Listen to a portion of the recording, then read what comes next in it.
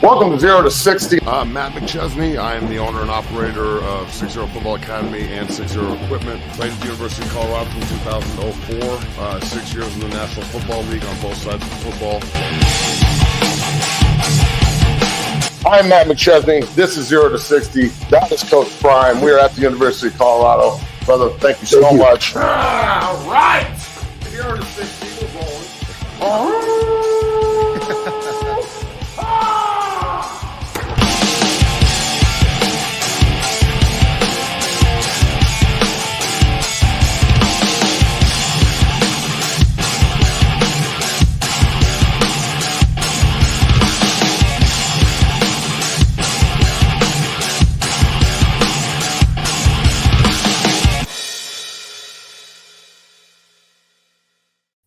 Welcome to 0 to 60 on the Believe Network. Check us out on YouTube, all over social media at 60 Academy and at 0 to 60. Bailey's on the ones and the twos. We got a lot to talk about here on a snowy Thursday here in Denver. Bailey, let's pay some bills and get rolling. Let's pay some bills. It's going to be a great show today. The show is brought to you by BetOnline. BetOnline is the world's most trusted betting platform. Your number one source for online betting. From the earliest odds to in-game live betting, BetOnline provides you with all the action and the ability to watch the games as they happen, with the largest selection of odds and everything from football, NBA, NHL to entertainment and political props. Head on over to BetOnline today to get in on the action with America's most trusted site for online wagering. BetOnline, the game starts here.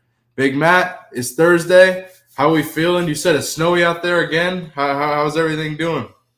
That's good, man. Snow day. Everybody was home for school today. It's snowing. Shit happens. Colorado happens, But it's good. How are you? Good, man. I'm good. Just another day here. We're here 2 days away from Colorado versus Texas Tech, and another great weekend of college football. Before we get into it, let's talk a little Thursday night football. So the Ravens and the Bengals, we might actually get a good game tonight on Thursday night football. Joe Burrow versus Lamar Jackson in Baltimore. What are your thoughts on this game? I love it. I think it's going to be a great contest this evening. Thursday night with good quarterback play is usually pretty fun. I would expect high scoring. Baltimore's defense is good, but they're leaky at times. You only got 3 days to prepare, although it is a division rival. And look, Cincinnati is extremely Jekyll and Hyde. 1 week they're up, 1 week they're down. Joe Burrow is pissed off, and you can tell he's yelling at guys on the sideline and shit, which is cool. No problem with it. It'll be a really good game. And honestly, it'll be one of those – it's like a make or break game for Cincinnati. Cincinnati's got to start winning consistently. They can't go win, loss all year, or they're going to be on the outside looking in with an offense that seems playoff ready, but their defense is dog shit. So, there's a lot riding on this one tonight, and, we'll see what Baltimore does. Are they at home? Yeah, it's in Baltimore. So, looks like they're busting out some new purple uniforms and shit, so that's cool. Yeah. But, yeah, good game. It'll be good to have something to watch on Thursday night. No doubt. Yeah, I think this will be a better Thursday night game than we've had. I think divisional, this can be a close matchup. The Bengals just got a new running back, Khalil Herbert from the Bears, because they lost a running back. They lost back Zach Moss, I believe, for the season, unfortunately. So we'll see what happens with their run game. But I think it's going to be a shootout, close game. I don't know if I had to pick it. Kind of leaning Bengals. I think this is. JB makes a good point, but everyone knows this is the time of year where Joe Burrow starts to really turn on his play, and the Bengals go on a little streak here to get in the playoffs as they do every year. So I think this is their bounce back game, especially it's divisional, it's rivalry. That's what I had thoughts. You? That's fair. I'll take Baltimore home. No doubt. It'll be a hell of a matchup on Thursday night. What do you expect to see out of Derrick Henry in the run game? Hammer. Again, Cincinnati's defense is not very good, so early and often, and then closing. That's what he does. So he is the closer for the Baltimore Ravens, and it's taken them to a different kind of level in the second half. But yeah, I'd imagine he'll be a lot of touches and a lot of work. No doubt. Yeah, I agree with you. I mean, more of the same. He's going to keep rolling here. But let's get into it, man. We got a great show planned today. We got a lot to talk about. A lot of Colorado buffs to talk about, obviously. But let's get right into it. Colorado versus Texas Tech. Big Matt, I want you to break down Colorado's keys to victory against Texas Tech. We'll do it on offense, defense, special teams. Let's start on offense, though. What's Colorado got to do offensively? Well, it's like we talked about yesterday. It's, this is a opportunity for Colorado to go out and establish dominance in whichever phase they want to. I want them to run the football, but if they have a massive advantage throwing with Tech being like 125th or some shit covering the pass, then you have to take advantage of that. Look, Colorado's offense has gotten better and better as the offensive line has gotten better and better. Coach Lodeholt was on earlier this week on Monday and did a great job in the interview, but he's been doing an unbelievable job getting this team ready for the stretch run. They just need to continue to build. This is a trap game, bro. Like, this is off of a bye. People are telling you should win. We went from 4.5-point dogs to 3.5-point favorites. Yeah, that's crazy. The offense is humming, but Texas Tech is no slouch. They just went on the road and beat Iowa State in Ames. So I have no doubt. I'm confident that they'll win the game, but I also see a path where this could get, really competitive really early. So hopefully CU can go out and operate at the level that they're accustomed to offensively here recently. And the defense can do what they do. So you put yourself in a position to maybe score 50 points. They haven't done that yet this year. So if Baylor can go to Lubbock and score 60, then if Stephen F. Austin or whatever fucking school that was can go to Baylor, Christian, whoever, if they can go score 50, you'd like to think that CU could. So, there's a lot of shit here for the offense to keep building on. A lot of opportunity for the offense to keep putting stuff on tape that not only confuses the next team they're going to play because of game plan and scheme, but also just each player continuing to grow and seeing that growth on film. It's you can only sit back and hope that guys get better for so long. The fact that they can see it week in and week out, and the coaching staff is so adamant about improvement. It's very similar to what we're doing over at Mount Vista. We're 10-0, and I'm the O&D line coach, and we give up a touchdown in the game, and it's like the fucking world's ended. Well, that's because our standards high. Like, we're going to coach the shit out of you, even if the players and the community think we're pushing too hard. Well, we're trying to get ready for Cherry Creek and a state title. You know what I'm saying? We're not trying to just have fun on Tuesday. So that's kind of what's going on in Boulder here. If not exactly what's going on, is the standard is high. And if you break off of that, or you don't, or you can't match it, or you can't live up to it, you're going to get called on it, and you're going to have to figure it out. So that's a good thing, bro. That's what we want. No doubt. Let me ask you, as we continue to break down the keys of victory, what do you expect to see out of the run game from this game? We've mentioned this before. This could be a game where Shedeur Sanders throws for 400, Colorado runs for 100. One thing I want to show, Jordan Seaton's a semifinalist for the Sean Alexander Freshman of the Year award. But yeah, that's big. But speaking of exactly. But speaking of the offensive line, what do you expect to see out of the run game in this game? Well, let's see who's healthy and who actually is going to get touches. Look, Augustin he's really taken over. All right, he's big, he's physical, he does a really good job. Since the game where he fumbled, I think that was UCF. He's done a really good job of covering up the ball. Yeah, I think that the run game will be diverse with how many people carry it. I don't think you'll get like a guy carrying it 25 times or anything, but you should get 30 to 35 carries.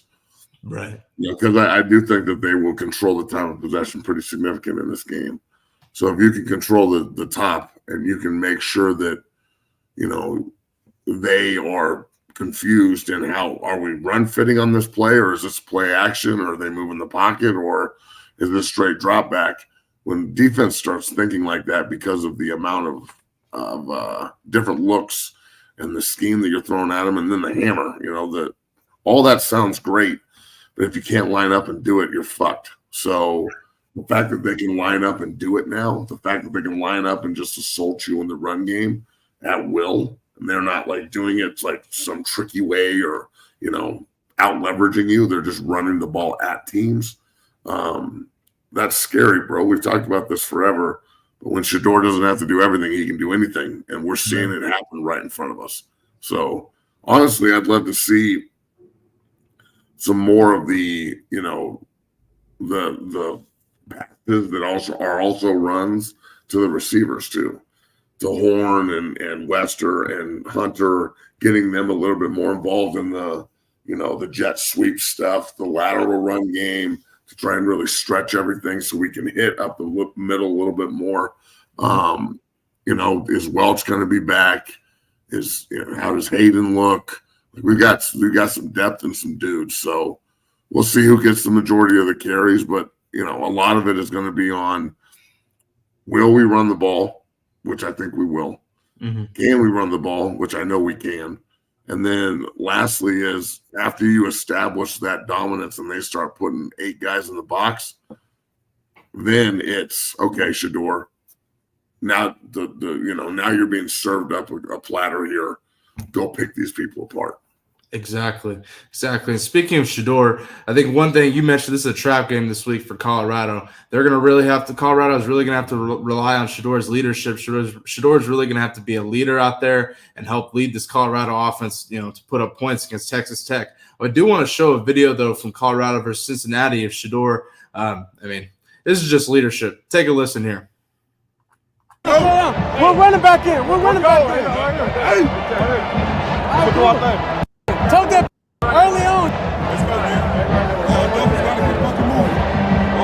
They ain't at 3 down, 6. Come on, Hank. Each drive. We're going to start. Easy. We just got to run them down. 2 first down, that shit over. I'm telling you, 2 first down, we scoring. We're easy. We just got to get the first one done first. We're going to play with tempo. We're going to tempo their ass. Big Matt, your thoughts on that? You see him hyping up the running back, saying, let's go, hyping up Zlinkus to center. Your thoughts? Look, we've seen this already. We've seen this in other games, and it continues to grow. It continues to manifest. Right. It continues to be the access is really special. I'm not saying he's the only quarterback in America doing this, but he's the only quarterback in America being shown doing it. That's important. The importance of Bucky, Deion Sanders Jr., and Well-Off and what they do. We got Phil Dukes on tomorrow, who is actually part of Well-Off now. So he'll be on tomorrow at 1:00, and we'll be talking to him a lot about this. And they just put Carl Reed on Well-Off. So, I don't know exactly how we get 0 to 60 on Well-Off, but holy shit, that would be dope.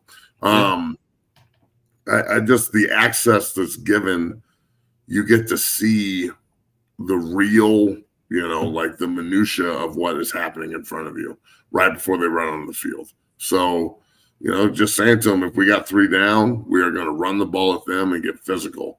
So let's fucking go. I need 2 first downs, and then I can go over the top. Yep. That sounds exactly like what we've been talking about. So, it's good to see. Shedeur is everything you want in a NFL signal caller. Everything. He's fucking intense. He cares. He's smart. He can play. He not only can he play, but he's elite, and he is not afraid to lead, bro. There's some guys who will lead, but they're scared shitless of it. They don't like it. Shedeur reminds me of Burrow, like in the fact that he doesn't really give a fuck if you like it or not. You're going to hear what he has to say, and he's right 99% of the time. So, it's real simple. It's get in where you fit in or kick fucking rocks. And I think that's the way you've got to lead the position. So I love seeing it, bro.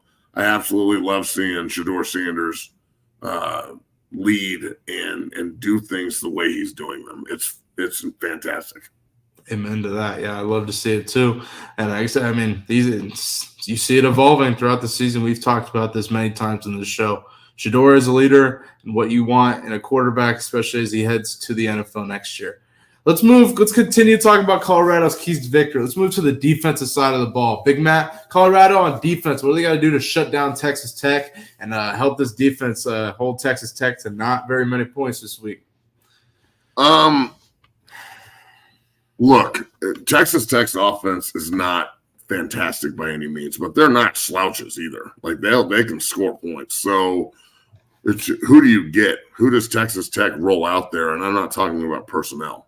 Like which team are you going to get? Are you going to get a team that looks like they haven't been practicing and like are out there just kind of playing, or are you going to get a team that is motivated and is coming out, on Patrick Mahomes Day with special uniforms on national TV that's going to come out and play hard. So, look, Colorado's defense is good enough. With last year where they were reacting to everything, now CU's defense is proactive in everything they do. Mm-hmm. They're anticipating. They are downhill. They're super aggressive. They're unbelievably physical. Sammy Sachs, 93, is looking like the best defensive lineman in the Big 12. And that's not a fucking stretch. That is facts. Yeah. That kid is absolutely balling. He's setting the tone for the other edge rushers, and then you've got the law firm inside who, again, when all they have to do is just their job, they don't have to cover every other gap because there's bad players or bad scheme like there was last year. Mm-hmm. They are on a rampage. The defensive line's gotten better and better and better. And if you're telling me Tyler Brown's going to be a two-way player for him and he's going to be able to go in there and play nose tackle and three technique and spell some of these other guys because of his just absolute girth and weight and strength, then I'm cool with that too. CU can become Concrete Charlie University. If you don't know who Concrete Charlie is, then get on your Google. Google Concrete fucking Charlie. It's not hard. I think the defense has an opportunity here to just keep slapping down the haters. Because I hear a lot of bullshit about how Tech's going to score 35 points and CU's defense isn't this, and it's more national media than it is now. Like there was a lot of doubt, obviously last year, but early this year with CU faithful, people wondering what's going to happen. I think most of the CU people have kind of put that to bed. They are watching every game, they watch every rep, they're seeing what we see. The national media, on the other hand, is not. There's a lot of folks who still think that CU is going to fall off the track, and it's going to happen because their defense isn't up to par, which I don't know why I did the quote over defense, but they're definitely, questioning whether or not the defense can sustain this. Right. It's more about who we played. It's the JB narrative. Oh, well, you haven't played anybody. They picked them before the game, but they haven't played anybody. So, honestly, Colorado's defense should be fired up and hyped up for the opportunity on national TV again to go fucking dominate someone at home. Like, we become road warriors, bro. And, when you're winning games on the road and you can go out and just kind of establish yourself and take over a stadium, by the middle of the third quarter, that shit's over. That is fucking big time, dog. That is big time. So, look, Texas Tech is going to give us a fight. They're not going to roll over. Lubbock is a hard place to go play. You heard Coach Lodehill talking about it. His time in Oklahoma, every time they went to Lubbock, it was a tough game. All that said, we're better than they are at damn near every position, if not every position. They can't rush the passer. We lead the league in sacks. Okay? So there's tons of opportunity here for CU and especially CU's defense to go out and establish themselves moving into November as the team to beat in the Big 12. Not, BYU is really special and, they're going to finish undefeated. It's BYU better probe and pray, that CU doesn't find a way to get into the Big 12 title game. Yeah, I agree with you. I think BYU's having a special year, don't get me wrong. But I don't think BYU wants to see CU. I don't think anybody wants to see CU these days. Like, I'm telling you, that Colorado's nasty right now, and they are playing their ass off. And it's just pick your poison, bro. Like, how do you want to get beat? Offensively, how do you want to get beat? Defensively, how do you want to get beat? That's the kind of team they have in Boulder, and I can't wait to see it on Saturday. Remember, everyone, the super chats and the subs are open. Stanley was awesome yesterday in contributing. This is how we get paid on the show, so we appreciate anybody and everybody out there that wants to contribute to what we do here on 0 to 60 that we do for you. So we want to make sure that the fans and that the shoulder-to-shoulder faithful have all the information that we think is pertinent when talking about the Colorado Buffaloes and all things football and really all things sports. So, yeah, man, let's keep it rolling. Yeah, and one thing you mentioned, and Coach Prime's mentioned this, we talked about this on the show, Colorado, I mean, there's something about playing on the road, man, going and shutting people up. Colorado, I mean, ever since Nebraska, when in that second half, we talked about that with Brian Howell, where they really turned a switch. Ever since then, they go on the road, they're shutting people up, and I expect the same this week. Your thoughts? What, my thoughts on the defense that I just talked about? What do you? I mean, how do you feel about them playing on the road again? Well, we just talked about this too. They're road warriors, bro. I mean, we literally just talked about this. They are now going on the road and taking over people's buildings, and by the middle of the third quarter, start of the fourth, the game's over. So, I'd like it. I think that they should continue to go down that road.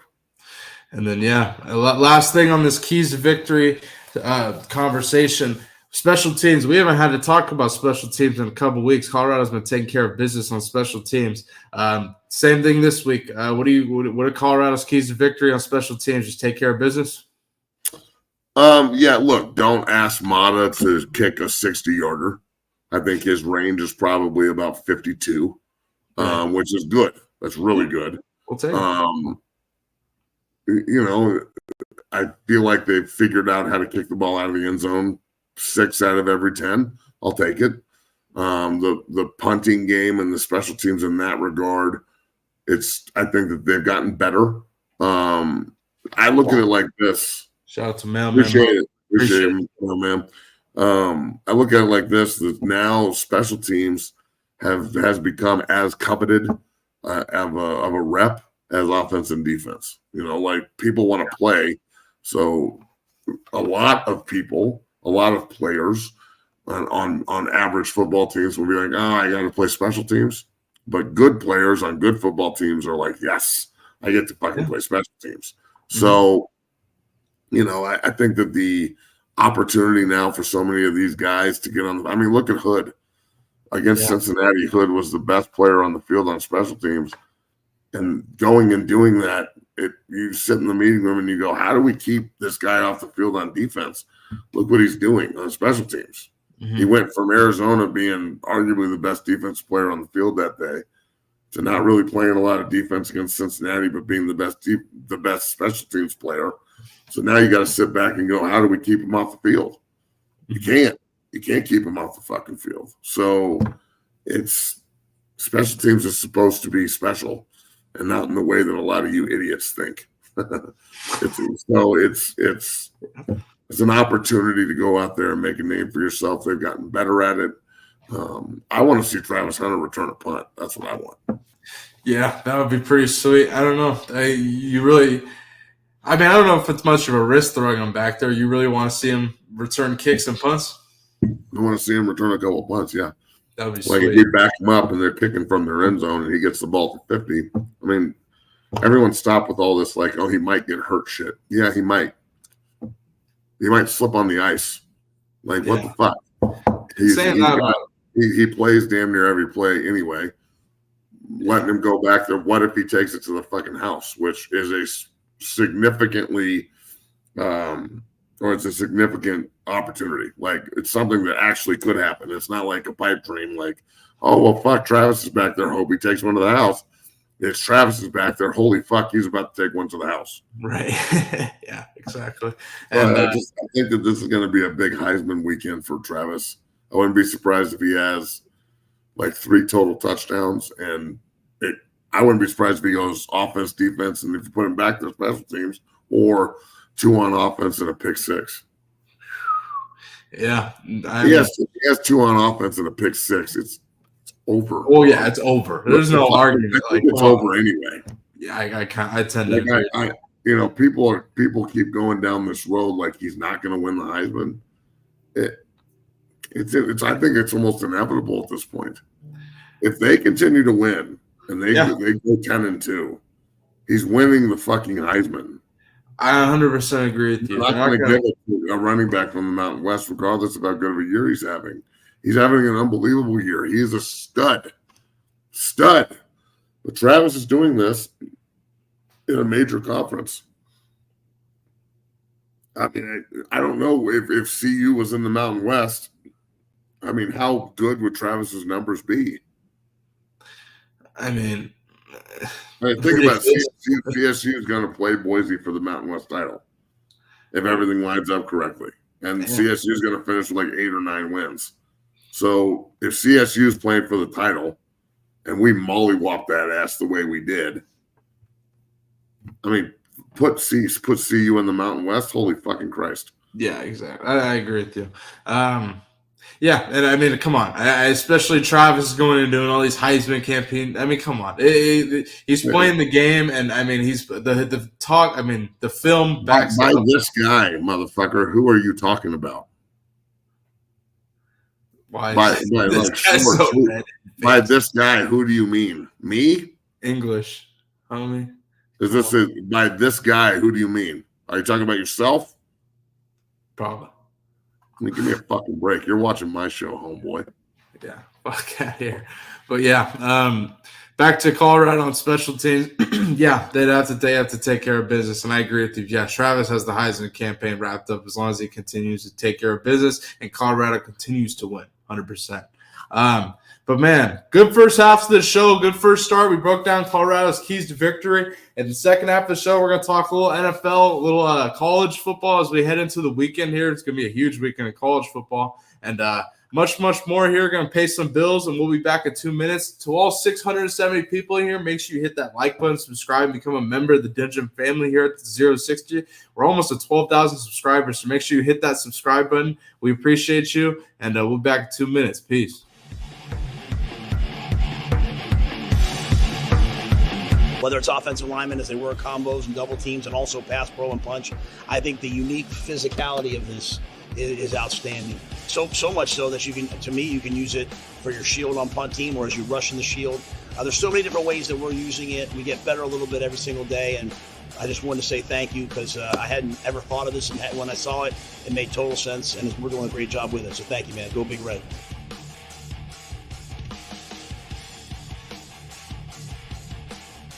What this has done for us is it's allowed us to, because of the surface area, because of its firm nature, I can still strike against another player and have to use that punch just like you do on a sled. At the same time, have to time my punch because it could move. I can teach defensive linemen how to handle double teams because they can feel pressure. We can simulate contact in a safe environment in non-contact times because of this unique bag. Welcome down here to the Lab 60 Football Academy, 60 Strength and Fitness. I am your owner and operator, Matt McChesney. I just wanted to let everybody know that 60 is now on Cameo. You can go on Cameo and request any tips for training, any offensive line, defensive line tips, recruiting tips. I get so many inquiries in my inbox on a daily basis about tips and can you look at my film and can you do this? Can you break down something for me? I'd love to. All right? It's like the Joker said, my man, right here. If you're good at something, never do it for free. So Cameo is now your bridge to 60 Football Academy. Go in, request what you want, tips, suggestions, recruiting, film, and we will make sure that you get the absolute best from the best. So check out 60 on Cameo at 60 Academy. Cameo, 60 Academy. Cameo, 6-0 Academy.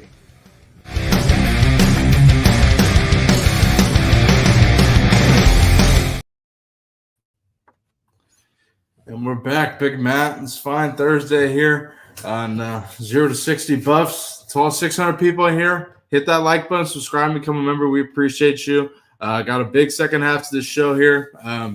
Big Matt, let's talk a little NFL here. Your Broncos take on the Chiefs this weekend in Arrowhead. What are your thoughts on this matchup? 5-4 for Denver, coming off a loss to Baltimore. Is this a rebound game for Denver, or is they going to struggle against Kansas City? No, it's not a rebound game. It's a fucking L. Like, look, they may play well, maybe, but a rookie quarterback going into Arrowhead to play Mahomes, I think you're probably going to get the same thing you saw last week with a rookie quarterback going into the big crap cake to play Lamar. Like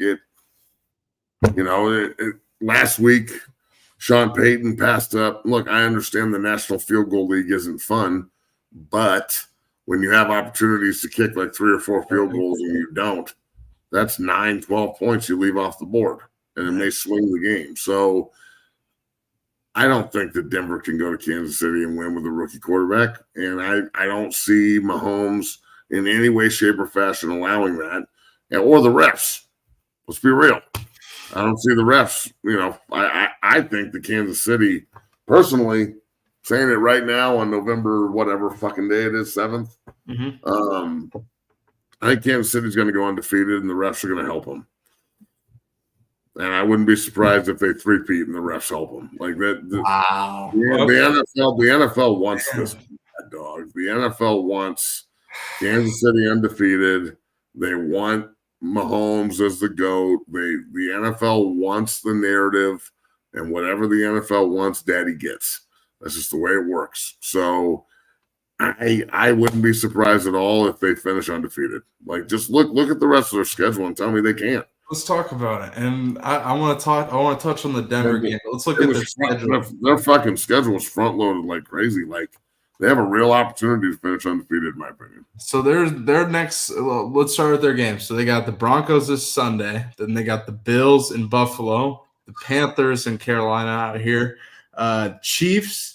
They got the Raiders. Then they got the Chargers. They got the Browns, Texans, Steelers, Broncos. So couple of big matchups in there, but for the most part, I mean the Steelers, the Texans, and the Bills. Yeah. And the Bills can never beat them. Houston is – CJ Stroud is really up and down this year, sophomore slump. And Pittsburgh, I don't know, is it in Arrowhead? No, it's in Pittsburgh. In Pittsburgh, that could be the one where going for the undefeated season, does Andy Reid want to go undefeated, or does Andy Reid want everybody healthy going into the playoffs? They're going to be the 1 seed anyway, so you're going to get that bye regardless. Do you really want your guys sitting out, or does Mahomes and Kelsey and all those boys want to go and say, hey, don't sit us. We want to go after undefeated. So I personally think that Kansas City has the opportunity to do it. It'd be cool to see them try. I hope they don't. Yeah. It'd be cool to see them try to do it, I guess. Yeah. I get they're winning. Do you really think they're going undefeated? I think there's no shot. No way. No shot? Well, no, I think Harbaugh beats them, and I think the Broncos have a serious shot and beat them. The two coaches because I think the Chiefs' success, seriously, if you look at it, Andy Reid's dialed that shit up in Kansas City. Yeah, no one's saying, but is he going to stop coaching? No, but I think that if you really think they're going to go undefeated this season, the only way that they would lose is to a coach that knows Andy Reid and a coach that has had success. To me, the only two that are really stand out that are veteran coaches on the schedule that they have left is either Harbaugh and the Chargers or Sean Payton and the Broncos. Or how about Mike Tomlin? Or Mike Tomlin, yes, in the end of the year, which that's going to be a tough game in Pittsburgh too. What are your thoughts? I think they're going to go undefeated, like I just fucking said. I don't agree. I don't give a Tiffany fuck who agrees with me. You asked my opinion. The opportunity for the NFL to have an undefeated three-peat, I think that they're going to do everything humanly possible to make sure Kansas City makes this happen. And if you don't think that that's something that's real, you're crazy, bro. I think Games. Look, I'd love Pittsburgh to upset them. I'm not sitting here advocating for this, you fucking idiots. I'm saying that I think it's going to happen. I'm not a Chiefs fan. I'm not an anyone fan in the NFL. The NFL is there to entertain me. I don't give a shit who wins and loses. I don't care. Even the teams I played for, like, I don't ride or die with the Jets and Broncos and Dolphins the way I do with the Buffs. I don't give a shit. I'm saying, like, I love Pittsburgh to upset them at the end of the year. I'm looking at what's happening. And this isn't pre-recorded, dumb fuck. Keep going. Okay.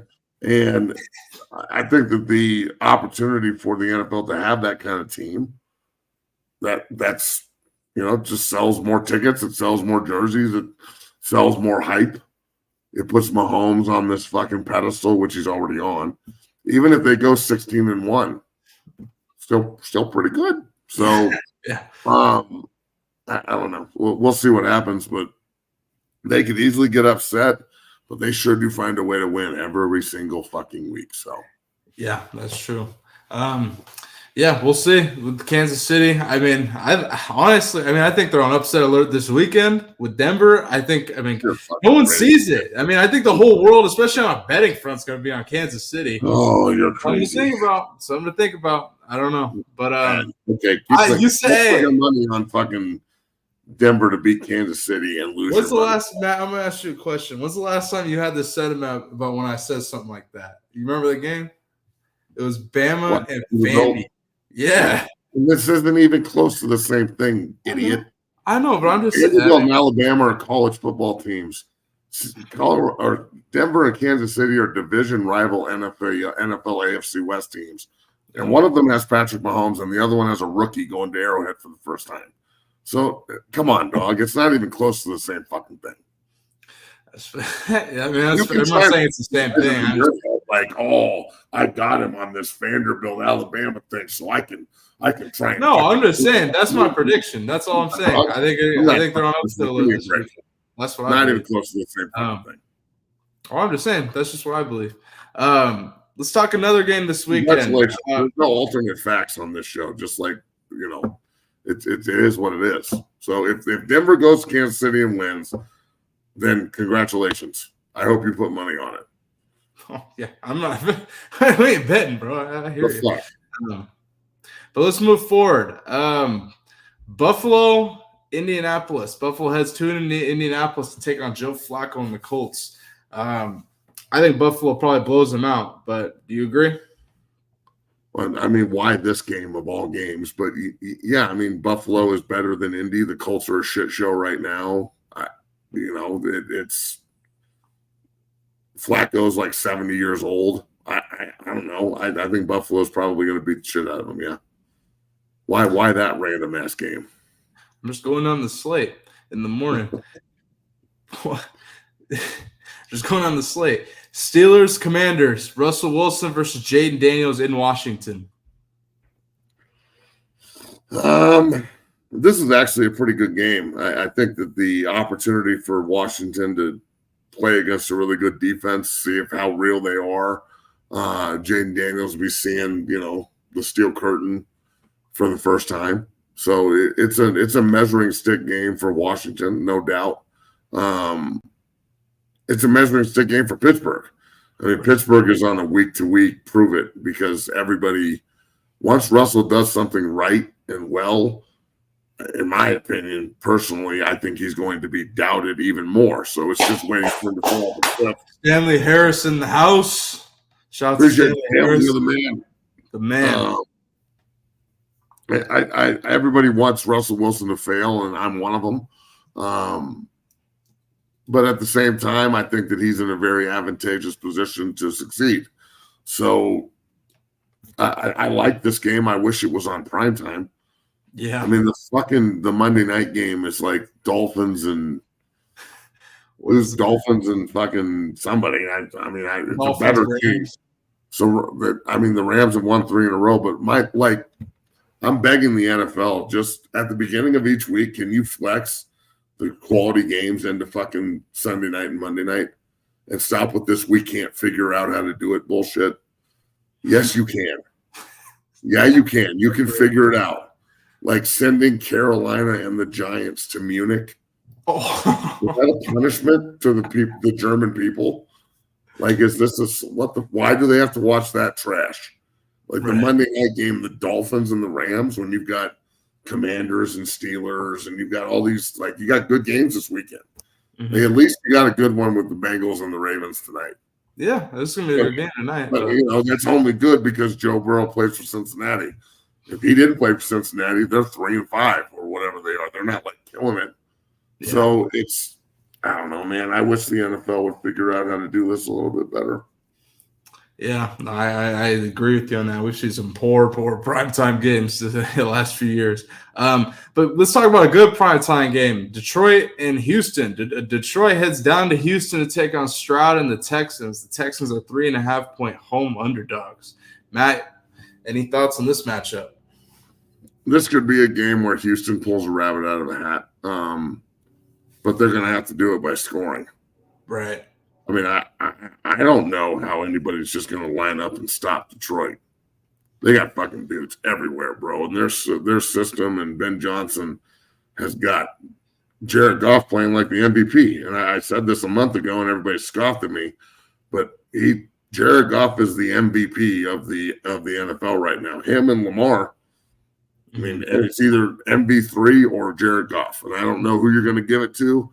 I would imagine that this year, if it continues the way it is, people will lean towards Goff because Detroit's having one of those seasons. Honestly, bro, if I'm going to pull for a team, I'm pulling for the Lions. Like, I want the Lions to win. I would love to see the Lions win a fucking Super Bowl. Mm-hmm. Like, can you imagine if it's Baltimore, Kansas, or Baltimore, Detroit, or Kansas City, Detroit? The whole fucking world. If it's Kansas City, Detroit, the whole world is fucking rooting for Detroit. Facts.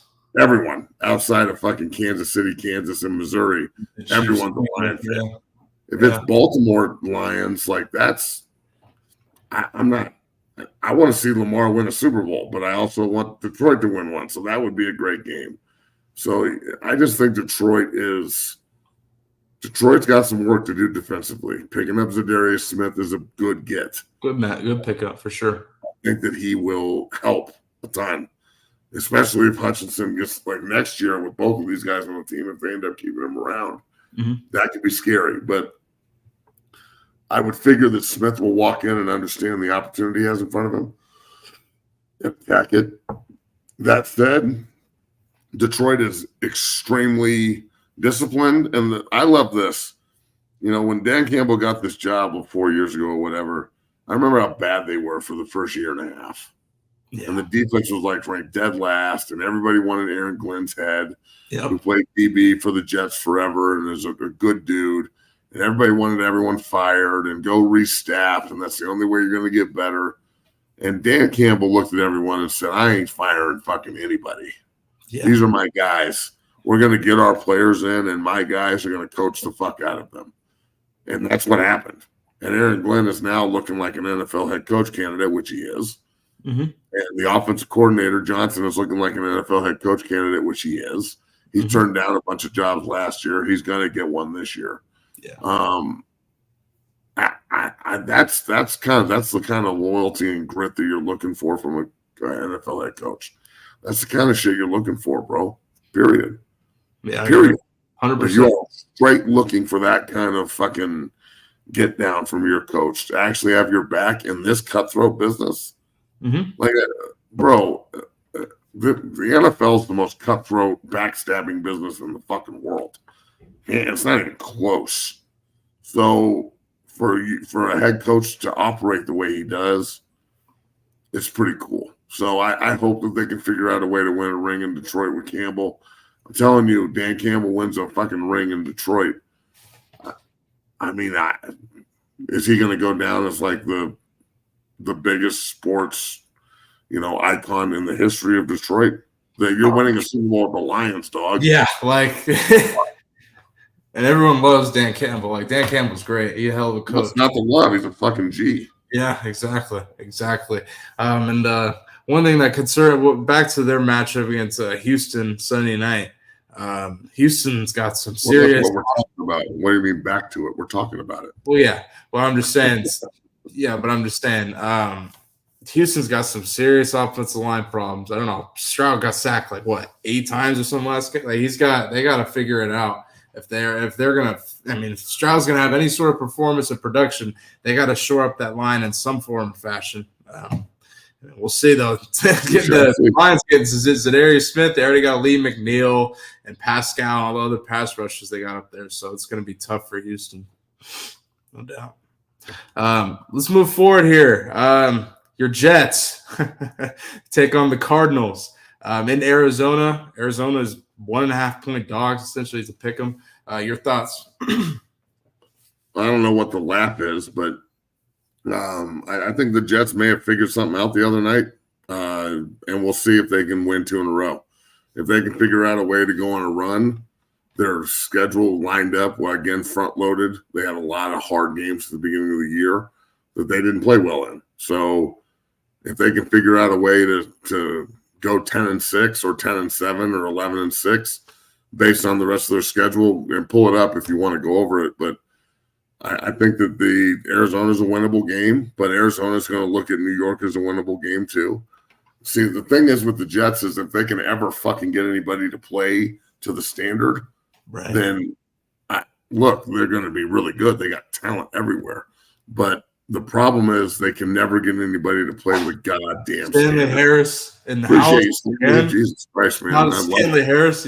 everybody else Stanley who's picked their man. game up. Everyone trying to be more like Stanley, for God's sakes. I think that the Jets have got a ton of talent, but just a lack of like the desire to go step on someone's throat. Like, hopefully they figured it out by just being embarrassed. Like, it's funny what the national embarrassment will do to an individual. But yeah, I think they're better than Arizona, but I also think that Arizona thinks they're better than the Jets. So this is truly a pick 'em. I'll take the Jets just because, but I wouldn't be surprised if the Cardinals win. Yeah, and let me ask you, and I only laugh because I know how you feel when I say your Jets or your Broncos. But let me ask you, do you have any confidence that the Jets will turn around this season at all under Ulbrich? But yeah, I just said that they have a very advantageous schedule in front of them, which is what? Did you pull it up? Talk about it. Yeah, so yes, I do think that's what I just said. Well, let's talk about it. They got the Cardinals this weekend, then they have Indianapolis at home in MetLife, Yeah. and the Seahawks at home in MetLife, and then they go down to Miami, and then to Could be a Jackson. win. That could be a win. And So, then they like- have. Sorry, go ahead. No, that's 4 out of 5 that I think could be wins. Mhm. And then a toss-up. We'll see what happens with the Seahawks. Right. And then the last 3, they got the Rams in MetLife. They got to go to Buffalo, and then they have the Dolphins in MetLife. So I would think that you could argue that they could win every one of those games. Like, if there's no game on the schedule where you're like, oh, they're going to get ran out of the building in that one. Like, I thought that they would get killed by San Francisco to start the season, and they did. So, again, if they can figure this shit out, and right now, what are they, 4-3-5 or 4-6? Yeah, like 3 or 4 and 6, something like that. Let me Or are see. they 4-5? I'm trying to find the Jets record. Why doesn't hold on? Well, you're just looking at the schedule. What's their record? Doesn't say that. Just 3 and 6. 3-6. That's not good. So they've got Still second in I the don't, division. I don't know if you can get in. I don't know if you can get into the AFC playoffs 9-8. I don't think you're getting into the AFC playoffs 9-8. So they may need to go. They may need to win out all but one. Like, they could drop. Serious run. They could finish 10-7 and maybe be the 7th seed. But I don't. Other than that, I don't think they can get in. Yeah, no, I agree. They got to go in a The series. question is, if they're 9-8 and they miss the playoffs by one game, do you reload this for another year? That's a good question. You gotta go find a coach that fits old ayahuasca Aaron, and then you bring Devontae back, and you go spend money again. Fuck it. You might as well. I mean, what's either that or reload or just rebuild Sorry, and yeah. get rid of fucking everybody. So, geez, dude. Fucking Jets. Let me ask you, if you had let me ask you, permanent head coaching You can ask candidate. me whatever you want. We're on the show together. Jesus. I know. I'm asking permanent head coaching question or permanent head coach for the Jets. Would you rather, like, after the season, depending on how it goes, Ulbrich? Do you have any other names in mind, like Vrabel, God forbid, Belichick, Pete Carroll, anybody? Belichick or Pete Carroll, no. Yeah, Ben Johnson, the offensive coordinator for the fucking Lions. I'm not kidding. Like, he should be, or Aaron Glenn, one of the two. Go get the defensive coordinator that played there, but I want an offensive coach in New York, especially if we're gonna have old fucking ayahuasca Aaron for a year. But again, I think he might be. I don't know, man. I think Aaron might be at the end of his rope. Like, he's just. I know he can still play, kind of, and he looks good at times. His numbers aren't terrible, but it's so weird to me. Like, watching him, it doesn't look like Aaron Rodgers, but his numbers aren't bad, I guess. I don't know. This is going to be a pretty. They need to go out and finish 10-7 and go to the playoffs and try and, like, rectify this, because if not, then the question becomes extremely sticky. Like, do we break this down and get rid of everyone? Because they still owe Rodgers a ton of money too, if I remember correctly. He's got 2 or 3 more years left on that deal. Yeah, I mean, first off, Nathaniel Hackett, definitely out of there. And I mean, I don't know. From there, I think you have to keep Rodgers. I mean, you're really going to rebuild again? I don't know. I think you have to keep some of those pieces and try and figure it out. I mean, you'll get Jermaine Johnson back from IR and a couple other guys. That's what I think. You'll figure it out next year with Aaron, and hopefully new coordinators that fit his system. You mentioned Ben Johnson, the potential head coaching candidate, or even Eric Glenn, the DC. Yeah, man, tough position for the Jets. They got to really go on a run here this season if they want to even be in contention for the playoffs. Last question before we get out of here, Matt. We haven't talked much about this whole season, but if you had to pick a national champion for college football right now, who would you pick and why? I'd say Oregon's the national title. Going to win the national title. I think they're a pretty complete team. Dylan Gabriel's that guy.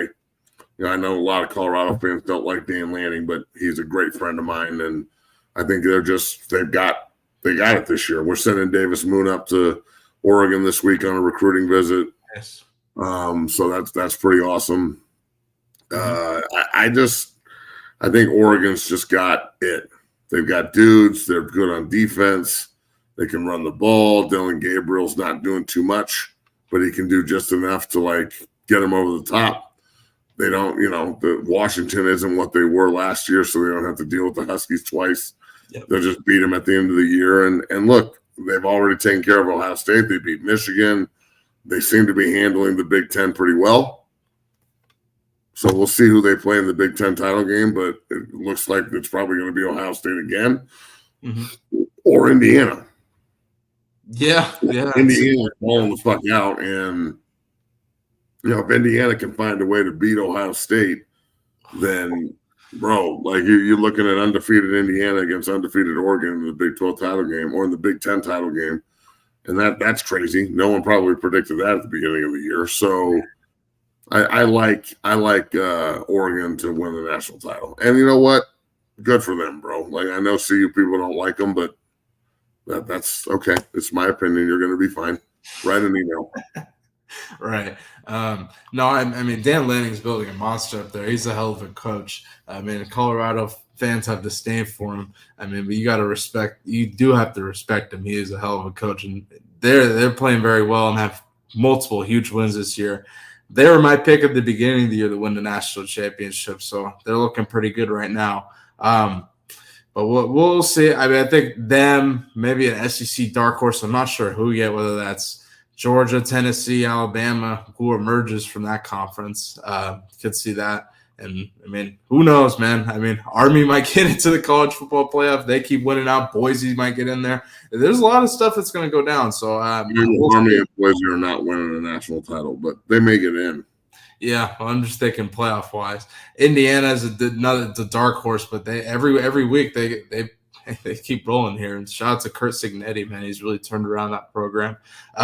Last game I'm gonna ask you about before we get out of here. This is college. Georgia and Ole Miss. Georgia has 2 Mississippi to take on Ole Miss. Ole Miss 2.5-point dogs at home. Matt, your thoughts on that game? Georgia's going to win, and Lane Kiffin's going to go to fucking Florida. Wow, really? Yeah. Yeah. It's the Old Miss Confederates take another L. Shocker. Well, there you have it, folks. I don't know how anybody plays for. I don't know how a black dude plays for that fucking school.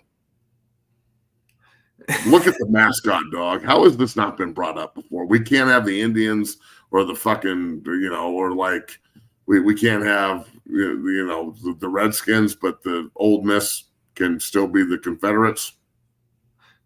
I think, I don't know. This is a Southern thing. I think Southern people take a lot of tradition and pride and shit. Okay. It's not it's a Southern thing, so. What? Yeah, it's a Southern thing, so we can still be the Old Miss Confederates. It's fucking stupid. If you think about the places that have changed the names, the demographic of the places, Washington, D.C. with the Redskins, the Cleveland Indians, and I mean, we just go down the list. I mean, you look, Kansas City hasn't changed their name. Do you think they ever will? The Chiefs? No, I don't.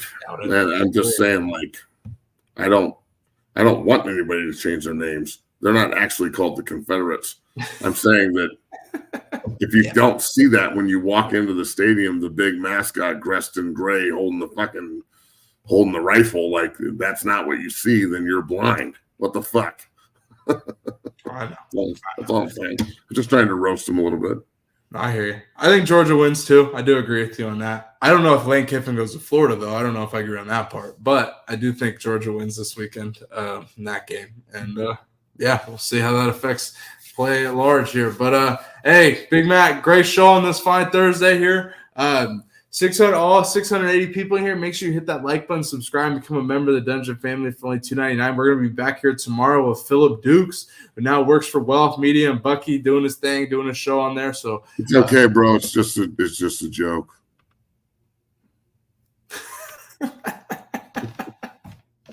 Relax. Everyone relax. It's okay. Joke, dog. It's all good. Nevada wasn't the hub of the Confederacy either, but it's okay. We appreciate the fact that you took this extremely seriously. Yeah, very, very.